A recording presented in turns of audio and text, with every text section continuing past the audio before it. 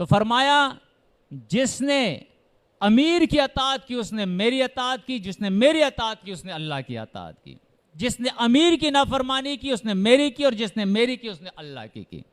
تو یہ سلسلہ یہ نہیں کہ نبی کریم صلی اللہ علیہ وسلم کے دور تک تھا اور بس ختم ہو گیا، اب جماعت نہیں رہی، اب اطاعت نہیں رہی، اب ہر آدمی کی اپنی مرضی ہے، اب الگ الگ وہ دین کا کام کرے گا۔ نہیں نہیں نہیں، یہ اتنی ضروری باتیں ہیں، اتنی ضروری باتیں ہیں کہ شاید ہم اس کا احاطہ نہیں کر پا رہے ہیں، اس کا ادراک نہیں کر پا رہے ہیں۔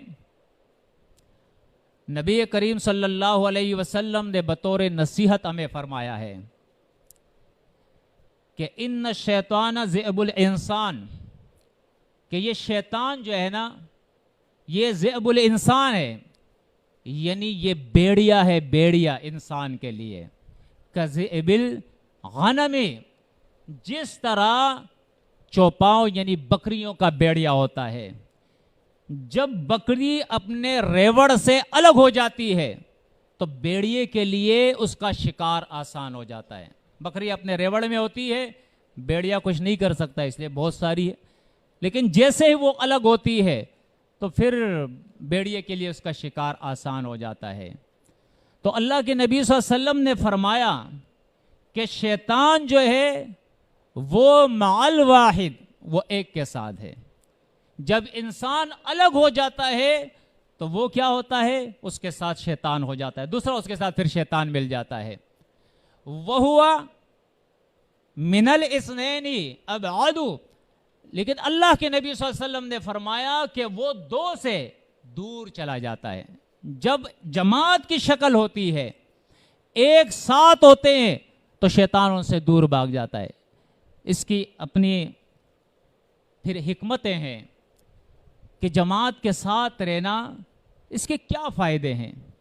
اس کے بہت سارے فائدے ہیں، بہت سارے اس کے فائدے ہیں۔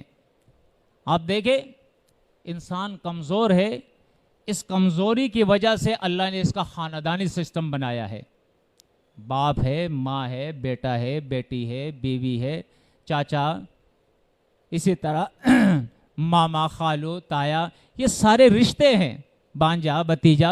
یہ کیوں رشتے بنائے؟ یہ کمزور ہے، بغیر کمیونٹی، بغیر جماعت کہ یہ نہیں رہ سکتا ہے۔ اسی طرح اسلامی معاملات کو چلانے کے لیے، اسلامی نظام کو چلانے کے لیے اللہ رب العزت نے ہمیں جماعت کے ساتھ رہنے کا حکم دیا ہے۔ پھر اس کے اپنے فائدے ہیں۔ سب سے بڑا فائدہ آپ دیکھیں قرآن مجید کے اندر جو اللہ رب العزت نے ذکر فرمایا ہے، یہ سورۃ الانفال کے اندر آیت نمبر 73 کے اندر آپ دیکھیں والذین کفروا بعضهم اولیاء بعض، فرمایا کافر لوگ جو ہے نا یہ بعض بعض کے دوست ہے، ولی ہے، ایک جماعت میں ہوتے ہیں، ایک دوسرے کے سپورٹر ہوتے ہیں۔ یہ فرمایا الا تفعلوہ، اے مومنو اگر یہی کام تم نہیں کرو گے جس کا تمہیں اللہ نے حکم دیا ہے، تعاونوا علی البر والتقوی، کہ تقوی اور بر کے اندر ایک دوسرے کے معاون بنو، ایک دوسرے کے معاون بنو، ایک دوسرے کے مددگار بنو، یہ اللہ نے حکم دیا ہے ہمیں۔ تو یہاں فرمایا اگر یہ کام تم نہیں کرو گے تو پھر کیا ہوگا؟ تکن فتنۃ فی الارض وفساد کبیر، زمین کے اندر فتنہ یعنی شرک اور بے دینی پھیل جائے گی، وفساد کبیر، اور ایک بہت بڑا فساد یعنی باطل نظام آ جائے گا، بہت بڑا فساد یعنی باطل نظام آ جائے گا۔ پھر اس باطل نظام کو ختم کرنے کے لیے اور اس کے مقابلے میں ایک اسلامی اور ایک پاک اور عدل کا نظام لانے کے لیے لازمی بات ہے کہ جد و جہد کی ضرورت ہے، جس کا اللہ نے حکم دیا ہے وَأَعِدُّوا مَا اسْتَطَعْتُمْ مستطعتم من قوت ومن رباط الخیل وَأَعِدُّوا لَهُم مَا اسْتَطَعْتُمْ، کہ جتنی بھی تمہاری قوت ہے، فرمایا اس باطل نظام کے خلاف اس قوت کو تیار کرو، مجتمع کرو۔ یہ کوئی معمولی بات تو نہیں ہے کہ نبی کریم صلی اللہ علیہ وسلم نے یہ کام کیا تھا، اپنے دور کے اندر ایک اجتماعیت بنائی، دعوت اللہ سے اس کا آغاز کیا، کوئی تھوک رہا ہے، کوئی گالیاں دے رہا ہے، کوئی پتھر مار رہا ہے، کوئی مٹی مار رہا ہے، کوئی اس کے خلاف پروپیگنڈے کر رہا ہے، اور پورے ایک معاشرے کے اندر وہ ایک اجنبی سا بن گیا تھا۔ یعنی دوسرے لوگ تو چھوڑے، اپنے رشتہ دار بھی اس کو رشتہ دار کہنے کے اندر خوف محسوس کر رہے تھے کہ اس کی وجہ سے کبھی ہم نہ مصیبت میں آ جائے۔ ایسے سخت حالات پیدا ہو گئے، اور اس کے بعد آپ دیکھیں اللہ کی مدد سے ہجرت کے بعد اسلامی اسٹیٹ کا قیام ہوا ہے، اور وہی چھوٹی سی جماعت آپ دیکھیں پورے عرب اور عجم کے اندر جو ہے اللہ رب العزت نے اس کو غلبہ دیا ہے، اور پورا عجب اور عرم جو ہے اس کا جو ہے سرنگو اس کے سامنے ہو گیا ہے۔ تو یہ اس وقت ہوتا ہے کہ جب افراد کے اندر دینی شعور ہوتا ہے، اسلامی شعور ہوتا ہے۔ یہ نہیں کہ ایک ادھر سے آیا ایک ادھر سے آیا، ہاں جی آپ نے بات تو بہت صحیح کی ہے، تعویذ میں اثر نہیں ہے، جادو میں اثر نہیں ہے، دجال کے اندر کوئی الوہیت کی صفت نہیں ہے، عیسیٰ علیہ السلام نہیں آئیں گے، محمد صلی اللہ علیہ وسلم اللہ کے آخری نبی ہے۔ بات تو آپ کی بڑی اچھی ہے، قرآن کی بات سچی بات ہے، اس کے خلاف کوئی بات نہیں مانی جائے گی، بالکل ٹھیک ہے، میں بھی آپ کے ساتھ ہوں۔ اور ساتھ کیسے ہے؟ آپ کہے کہ بھائی آئیے قرآن کا ترجمہ ہو رہا ہے، نہیں جی میرا تو کام ہے، میرے پاس وقت نہیں ہے۔ اچھا، درس قرآن ہو رہا ہے، میرے پاس جی وقت نہیں ہے۔ فلاں جگہ اجتماع ہو رہا ہے، ٹائم نہیں ہے جی میرے پاس۔ اچھا، نماز کا وقت ہو رہا ہے، جماعت کے ساتھ نماز یہ اسلام نے ہم پر لازم کیا ہے، ہاں بس جماعت تو میں نماز پڑھ لیتا ہوں لیکن یہاں نہیں آ سکتا ہوں، بس کبھی گھر میں پڑھ لیتا ہوں، کئی بار پڑھ لیتا ہوں، یہاں نہیں آ سکتا ہوں۔ اچھا جی، شادیاں تمہاری کہاں ہو رہی ہے؟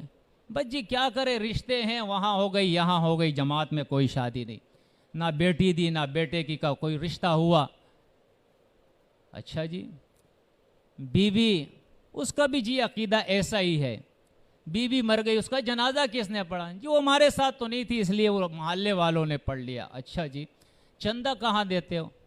بس جی وہ کیا کہوں، بس ٹھیک ہے جی چھوڑ دو نا، وہ بھی نہیں ہے جی۔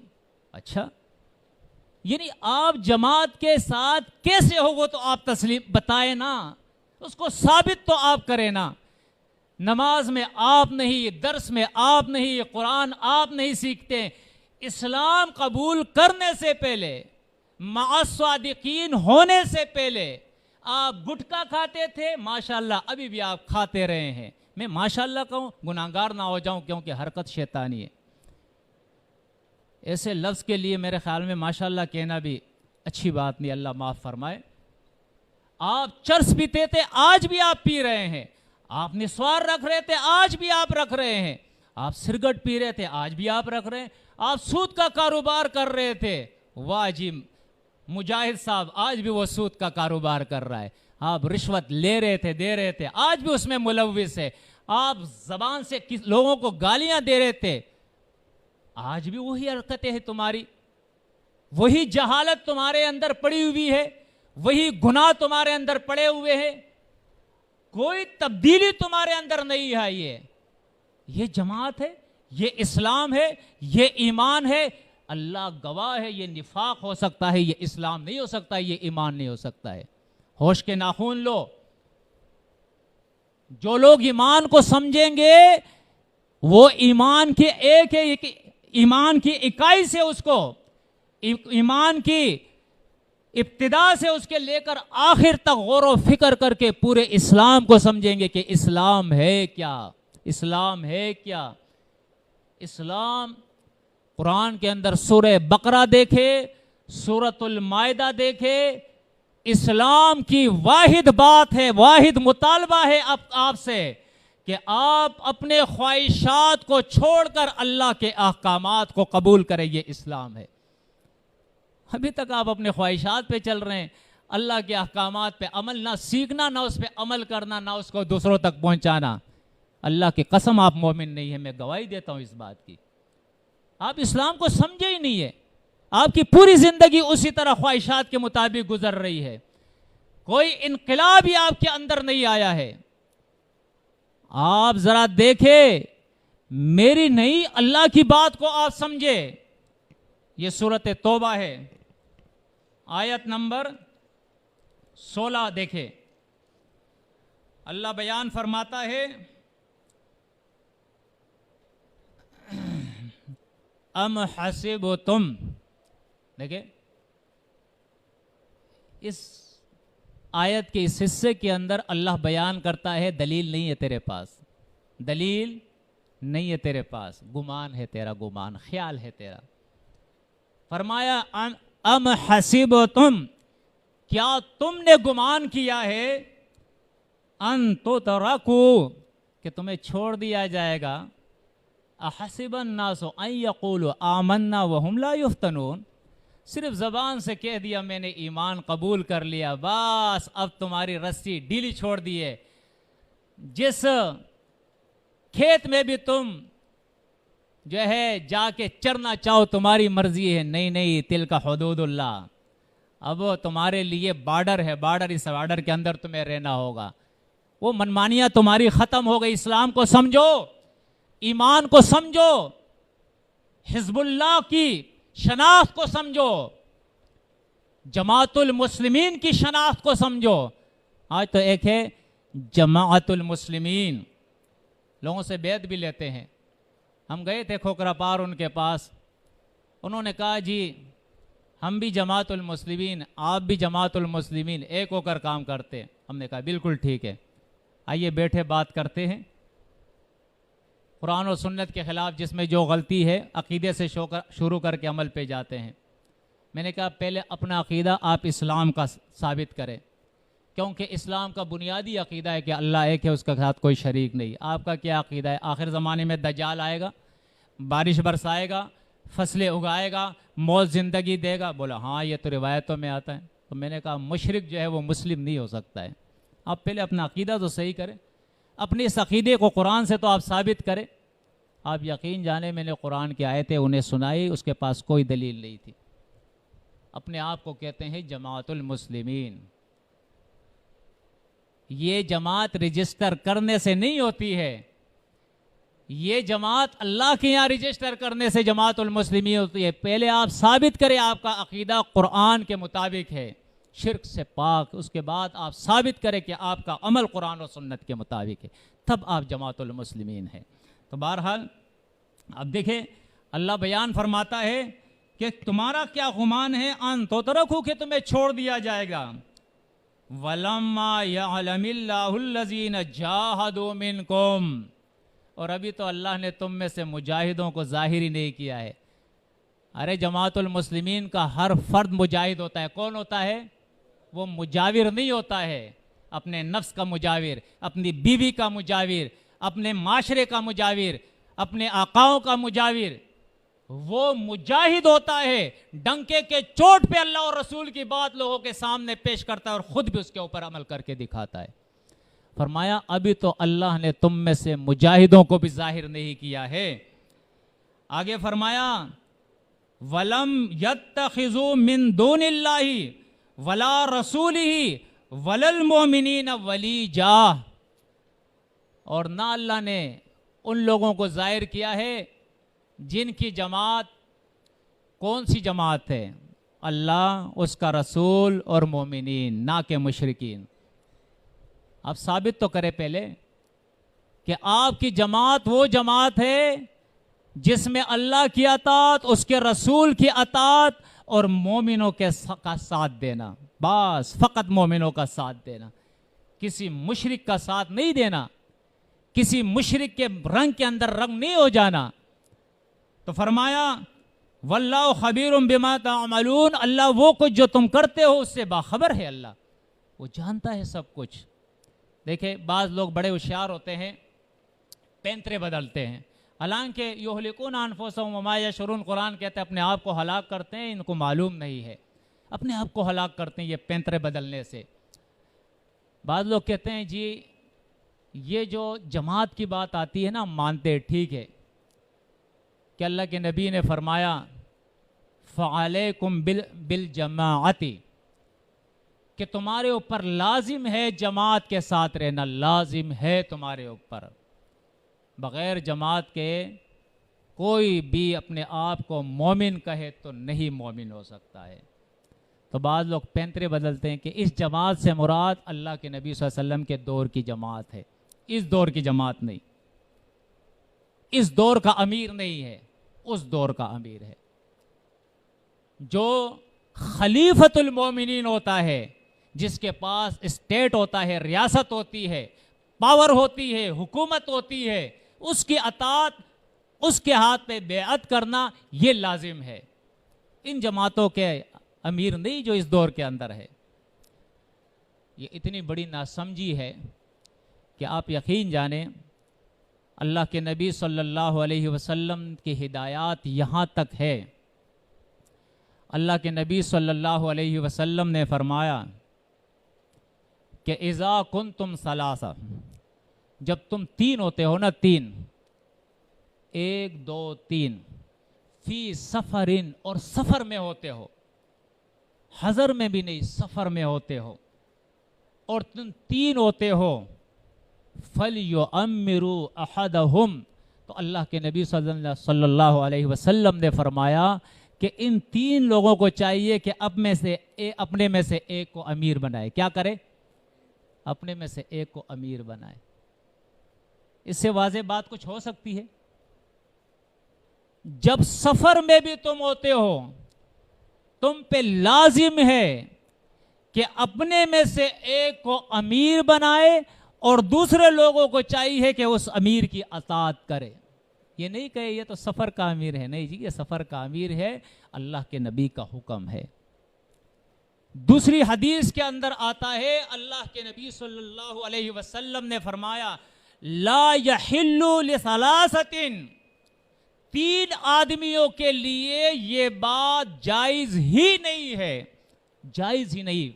अल्लाह के नबी सल्लल्लाहु अलैहि वसल्लम ने फरमाया यकूनूना, कि हो जाए वो तीन आदमी, और कहाँ हो वो आदमी?